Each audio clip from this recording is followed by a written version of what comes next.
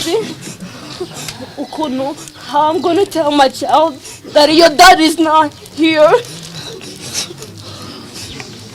But I know my dad is gonna be a cute dad ever. And I will love my child. Icyo nsaba umuryango wa papa wiwe nuko bazankundira umwana. Y'all cannot love me, ntimukankunde njyewe.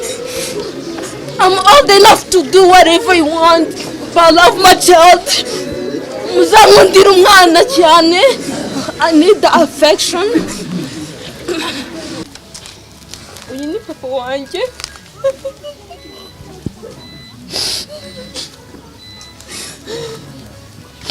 Ni Soleil. Ngenda inshuti ya papa ku batari babizi.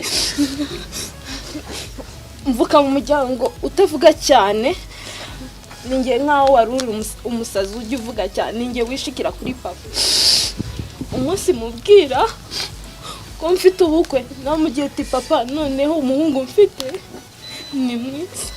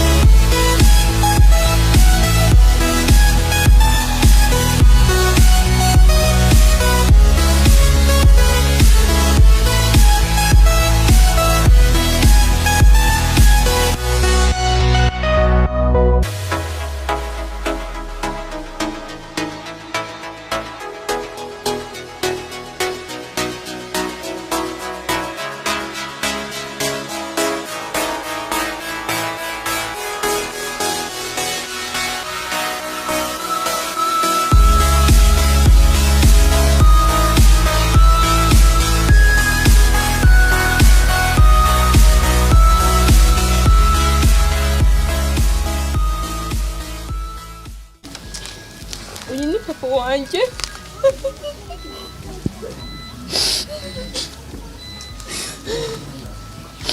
Ni Soleil. Ngenda inshuti ya papa ku batari babizi. Mvuka mu muryango utavuga cyane. Ninjye nkaho wari uri umusazi ujya uvuga cyane. Ninjye wishikira kuri papa. Umunsi mubwira ko mfite ubukwe namugiye ati papa noneho umuhungu mfite ni mwiza.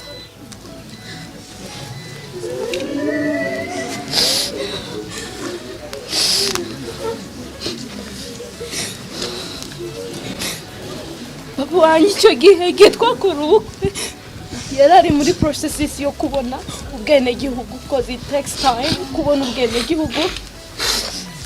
Ntiyadutahira ubukwe. That's the only reason atatashe ubukwe. That's the only reason atatashe ubukwe. Other than that, nazanye na mama. Papa ntiyaza kubera izo mpamvu. But he supported me all the way through. Kubaje kumushingura. It's not easy. I thank my family. It was not easy kumbona I was a citizen ariko ntari na Africa nabaye citizen last year mu kwa 10. So I was not worried because I was pregnant. I'm like, I'm not gonna come here kumusura. Then njya gusaba ndangije kumenya ko yapfuye njya gusaba ubwene passport muri Dallas muri Texas. Unfortunately basabaga appointments, so I made one. My brother helped me, Roger, tugenda muri Houston. That's 7 hours kuva aho ntuye. That's 14 hours, so she's in that time yo kunywa gas. It's like 16 hours. Well, I'm pregnant. It was not easy. Ariko, I thank God that my dad made it. Nubwo mama, she did not. Thank you, Mom.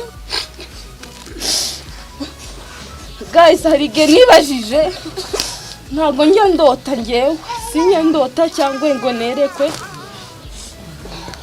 Ariko this couple of days zambanye nk'imyaka myinshi. I was thinking about my child. Ndavuga ati njye susu ninyu uduhinja. So my husband yakundaga abana ba sister wa Ngabire, abana batoya b'abahungu babiri n'umwana wa Bene na Chance witwa Skyla. Nge simuzi. I had a handsome husband that I was waiting for him as soon as possible. Unfortunately, hari igihe nibajije muri no minsi senga cyane nibaza ko Imana itabaho. And I'm so sorry for that. Kubantu iyo utari mu kibazo, sometimes you think opposite way. I know Imana yamaye umwana. I was so excited nkavuga ngo I'll be a funny mom. Nibaza uburyo papa azajya atahana agakorera iwacu nkamubwira ati mfashe umwana. It is so funny. It was the cutest thing ever. But unfortunately, nibaho, I really don't know. Thank you, this is the last time. So, sinzi ukuntu how I'm gonna tell my child that your dad is not here. But I know my dad is gonna be a cute dad ever. And I will love my child. Icyo nsaba umuryango wa papa wiwe nuko bazankundira umwana. Y'all cannot love me nimukankunde njyewe. I'm old enough to do whatever you want, but I love my child.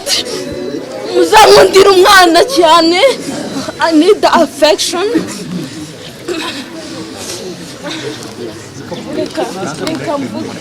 This is the last time. Njye ntimukankunde. I still have mfite mama, mfite papa, mfite n'umuryango. I'm old enough kuko mba kwa papa. Ariko muzankundira umwana. And I'm pretty sure, so for the ultrasound nabonye arasa nawe. I don't know ko azaba mugufi nkanjye cyangwa muremure nka se.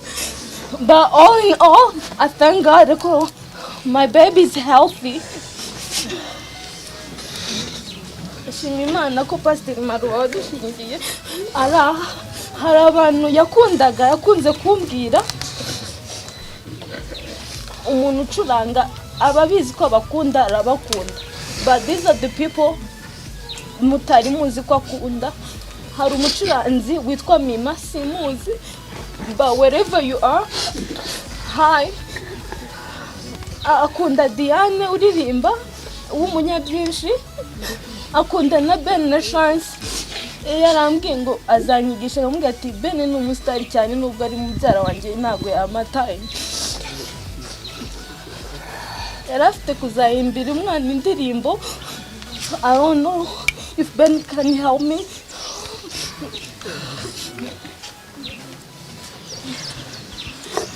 Hari n'abapasiteri babiri, Kado simuzi ngo no muri Foursquare.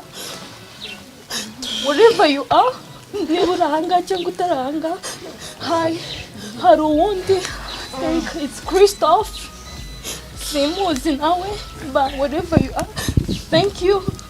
Hari n'abandi bana bereye pare, mubyara wanjye Freddy na Billy, namwe yabakundaga.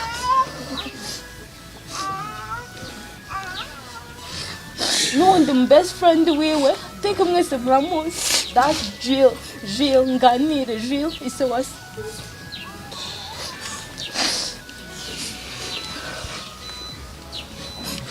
I loved my husband. I gave him all that I had. Ndi mutoya, you can see me young here, but I'm mature.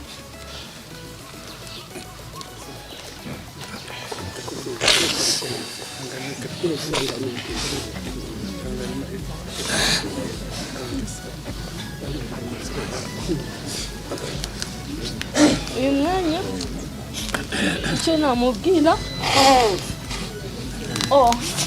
nibagiwe, yari afite guha na Kado papa y'ingofero n'inkoni. I'll give it to my dad. Ikindi kintu, yakundaga cousin wiwe Kado, iwe nari naramumitiriza utuye inahangaha. Kado, wherever you are. He's also here. Hi. I had him. Undi muntu yakunda was my family. Nubwo atari yaba meetinga all of them, but I thank my family. They did it all. Uburyo nta-expectingaga, and I thank God ko yamuhaye inshuti. Umugabo wanjye yari mwiza, yagiraga inshuti nyinshi, zimwe ntarinzi uburyo yagiraga mu message. Rimwe akajya ambwira ngo nsubirize, nkamubwira ati subirize nawe. He was handsome. Ari umuntu aba handsome ari uko agiye kuri church, but day and night he was so handsome, and I thank God ko yamuje nawe nubwo imwisubirije. Kiba yari amafaranga natanga, I would ask all of you ko twamugarura, but unfortunately kwezi tuzajyayo. That's one thing that nishimira ko he's not going to be alone. Kwezi tuzajyayo. Ikindi ndahumuriza data kuko igihe apfa, I'm like, oh my God, Papa, is he gonna make it? Kwaza hanga. But all in all, I thank God that he's here with me. Icyo namubwira, he's always gonna be my crush. Wherever you are, say hi to your mom. I don't know your mom, but say hi to her. And I'll take care of the child. I'll love her unconditionally. And I'll try to do everything that you wanted me to do for the baby. I'll talk to my dad so that we can figure it out.